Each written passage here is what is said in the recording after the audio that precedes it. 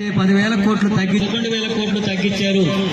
రైతుల ఇక్కడ భూమి నుంచి దూరం చేసి మొత్తం వ్యవసాయ రంగాన్నంతా కార్పొరేట్ శక్తులకు దారోదత్తం చేసేటటువంటి విధానంలో రైతులకు ఇచ్చేటటువంటి సబ్సిడీలంతా కూడా తగ్గించడం జరుగుతుంది.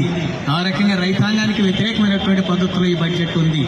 అలాగే 30 కోట్ల మందికి పైగా ఉపాధి కూలీలు మేము పనిచేస్తాం, పని కల్పించండి, మేము కూడా బ్రతకడానికి కావలసినటువంటి వసతులు కల్పించాలి కదా అని చెప్పి కోరితే కనీసం 50 లక్షల కోట్లలో 50 లక్షల కోట్ల బడ్జెట్లో 30 కోట్ల మందికి పైగా పనిచేస్తున్నటువంటి గ్రామీణ ప్రాంత పేద కూలీలకు 3 లక్షల నిధులన్నా కేటాయించాలని చెప్పి అడుగుతూ ఉంటే అనేక రకాల సంఘాలంతా పోరాడుతుంటే, కమ్యూనిస్టులు పోరాడుతుంటే అది 86,000 కోట్లకు మాత్రమే కుదించారు. అంటే 50 లక్షల కోట్లలో 30 కోట్ల మంది పేదలకు 3 లక్షల కోట్ల రూపాయలు కూడా కేటాయించడం లేదు. 85 లక్షలకే తగ్గించారంటే ఉపాధి హామీ పని నుంచి అది దూరం కావాలని ప్రభుత్వం దాని బాధ్యత నుంచి తప్పించుకోవాలని ప్రయత్నం చేస్తుంది. అలాగే ఈ తెలంగాణ రాష్ట్రంలో ఉండేటటువంటి తెలంగాణ ప్రయోజనాల కోసం ఇచ్చేటటువంటి నిధులను కేటాయింపులు జరపలేదు. పాలమూరు రంగారెడ్డి ప్రాజెక్టు కానీ, కాళేశ్వరం కానీ, ఇతర ప్రాజెక్టుల్లో ఏ ఒక్కదానికి జాతీయ హోదా ఇవ్వలేదు. వాటికి నిధులు కేటాయింపులు జరగలేదు.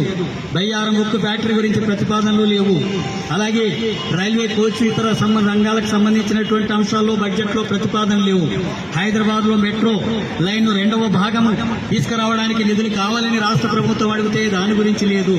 మూసీ నది ప్రక్షాళన కోసం నిధులు కావాలని చెప్పి రాష్ట్ర ప్రభుత్వం అడిగింది, దానికి నిధులు కేటాయింపులు లేవు. పోర్ట్ సిటీ కోసం రోడ్లు, దాని అభివృద్ధి కోసం నిధులు కావాలని రాష్ట్ర ప్రభుత్వం అడిగింది, వాటికి సంబంధించినటువంటి ప్రతిపాదనలు ఈ రాష్ట్ర ప్రభుత్వం చేయడం లేదు. అలాగే రాష్ట్ర విభజన హామీలు ఇచ్చినటువంటి దాంట్లో ఏ ఒక్కదాన్ని అమలు చేయకుండా రాష్ట్ర ప్రభుత్వం ప్రజలకు వ్యతిరేకమైనటువంటి పద్ధతుల్లో వ్యవహరిస్తున్నటువంటి పరిస్థితి ఉంది. అలాగే ఈ దేశంలో దళితులు, గిరిజనులు, బలహీన వర్గాలు, మైనార్టీలు, మహిళలు, అన్ని కులాల్లోని పేదల సంక్షేమానికి నిధుల కేటాయింపులన్నీ కూడా తగ్గించింది. 16% ఉన్నటువంటి దళితులకు 2% నిధులు కూడా కేటాయించలేదు బడ్జెట్లో. 7% ఉన్నటువంటి గిరిజనులకు కూడా 2% నిధులు కూడా కేటాయించలేదు. బీసీలు 50% పైగా ఉన్నటువంటి బీసీల సంక్షేమానికి చేయలేదు బడ్జెట్లో. అలాగే ఈరోజు మైనార్టీలుగా ఉండేటటువంటి వాళ్ళు పెద్ద సంఖ్యలో ఉన్నటువంటి మైనార్టీల సంక్షేమానికి 3,500 కోట్లు మాత్రమే ప్రతిపాదన చేసింది. శిశు సంక్షేమానికి నిధులు లేవు. ఆహార సబ్సిడీని తగ్గించేసింది. మహిళా అభివృద్ధి కోసం ఎలాంటి కేటాయింపులు జరగడం లేదు. ఆ రకంగా అణగారినటువంటి తరగతులు, సామాజిక తరగతులకు వ్యతిరేకంగా ఈ బడ్జెట్ ఉంది.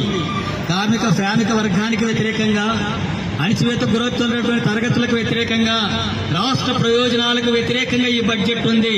అందుకే రాష్ట్ర